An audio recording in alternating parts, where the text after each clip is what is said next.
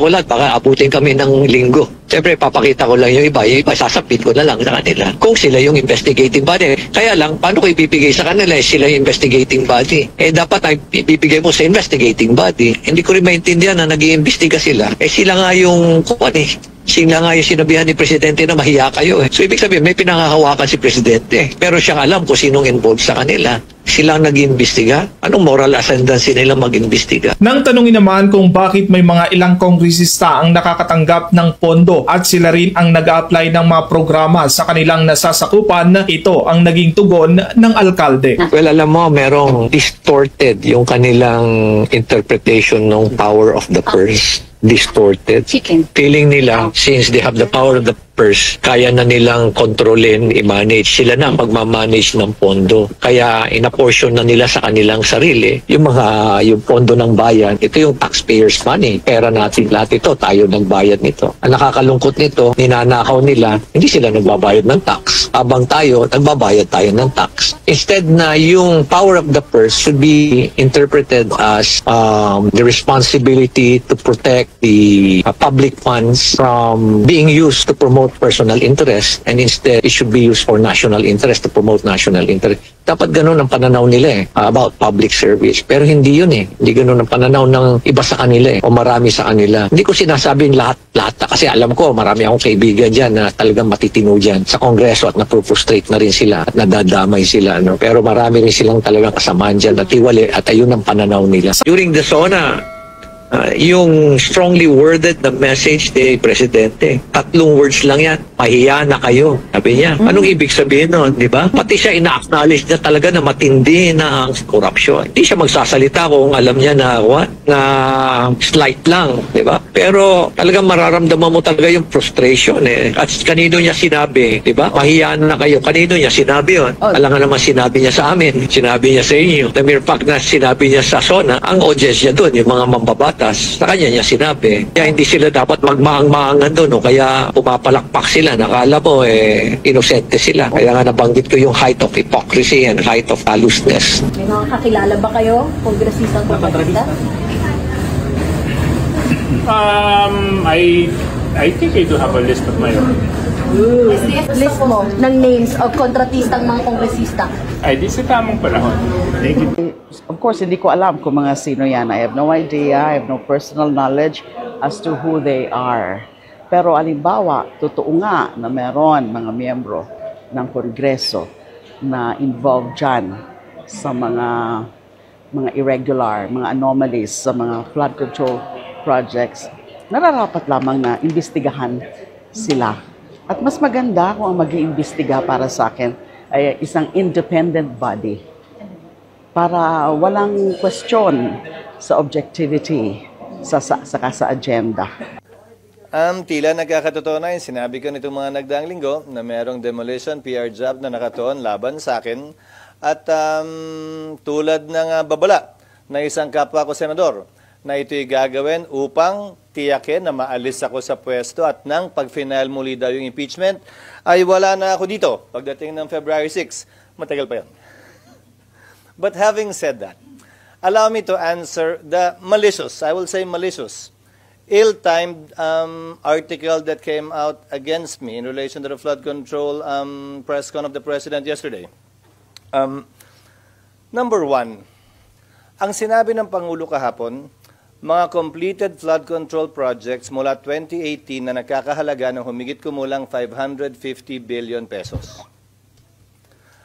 Sinabi niya, wala siyang aligasyon, pero 15 kontratista ang nakakuha ng ganong kalaking pondo. Ang lumabas na artikulo, kinikilala ko, kaibigan ko, kababayan ko, tiga Sorsogon, contractor siya, pero ang nakuha niya ay 5.4 billion di umano. Wala pang 1% ng kabuuang pondo na sinasabi ng Pangulo sa flood control. Ang tanong ko, bakit pinagtuunan ng pansin yon? Yung 1% pa talaga, hindi yung 99%? Bakit pinagtuunan ng pansin, hindi yung mga mambabatas marahil o opisyal ng gobyerno na kontraktor? Hindi naman ako kontraktor.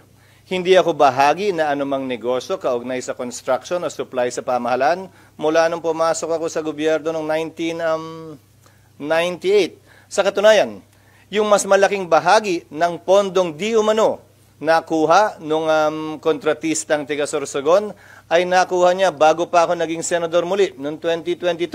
Ayon mismo sa datos na pinresenta ng Pangulo kahapon.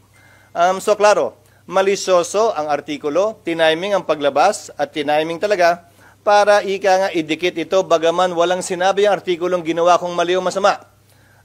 Yung insinuation, yung innuendo, nandun pa rin. Kaya minabuti kong sagutin ngayong umaga. Kaya for the record, wala akong kinalaman sa pag-identify, paggawa ng program of work, pag-bid, pag-award, pagbahay, pagbayad, pag-inspeksyon ng anumang proyekto sa pamahalan, sa Sorsogon man o sa labas ng lalawigan ng Sorsogon. Meron kaming bibigay sa inyong data tungkol sa kinal naming figures kung saan papatunayan nun na wala pa nga ako dito nung karamihan yon ay nakuha.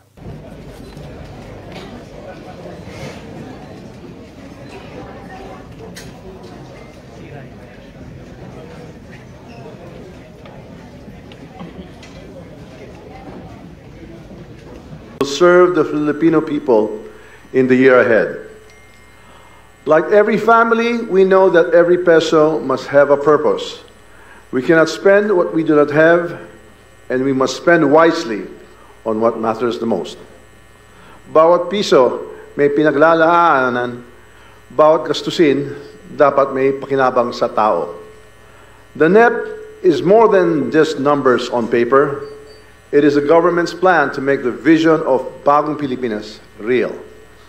Roads that connect communities, markets where food is affordable, schools that open doors to opportunity, hospitals that save lives, and safe, secure communities for every Filipino. A budget is not just a spending plan, it is a mirror of our priorities and a measure of our account. May natitira pa pong pondo for 2025 and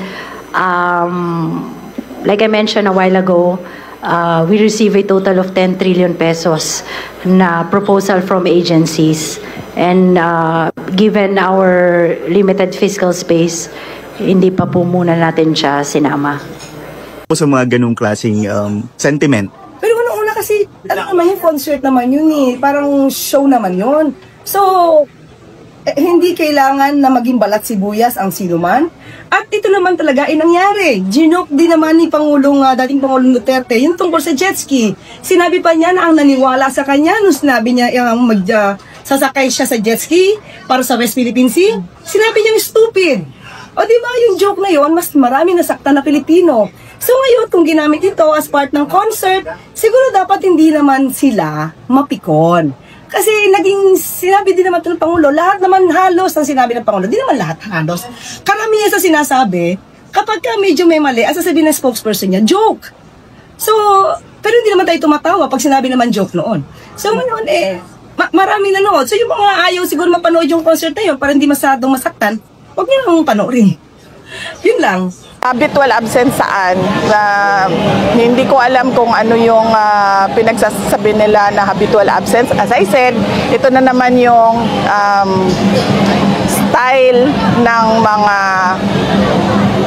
tao na anti-Duterte na nagbibigay lang ng akusasyon kung saan-saan at wala namang basihan, walang ebidensya at hindi nila na lang sinasubmit o itinataas sa tamang forum or sa tamang venue yung kanilang mga akusasyon. Alam nyo, ang akusasyon na walang basihan ay isang paninira lamang. Ganyan ang lagi nilang ginagawa. Hindi lang po namin yung reaction niyo dun sa naging statement ni Vice President Sara Duterte.